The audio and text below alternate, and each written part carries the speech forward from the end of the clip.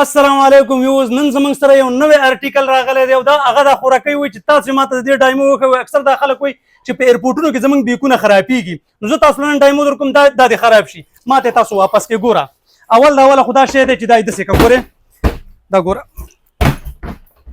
د دې نه زیات دغه خو څوک نشي کوی. بل دا ډانګې دی که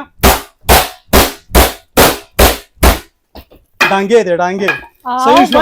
داسې نه ده که نه چې پوم نه جوړ دی لکه خوشه روډجانه چې ته رانه خراب نشي پکې زخمي نشي بیا به تا هسپتال ته بوځو. دا ګوره دا شه بیا ګوره چې بیګ خو به مات نه وي. نه بیګ نه دی مات، بیګ نه نه تپوس کوم که نه اکثر خلک وایي یاره په ایرپورټونو کې زموږ بیګونه خرابېږي، نو دې نه زیات آپشن زموږ سره د ښودو دپاره نشته چې چاته یې وښیو. دا ګوره دا ګوره دا دی مکمل ربړ. ربړ څه ته وایي دې ته ګوره دا ګورې داسې کوي دې ته ګوره صحیح شوه. دې کې رنګ دا شته، رنګ پکې دا شته، رنګ پکې دا شته، تور پکې شته، ګرې رنګ پکې شته.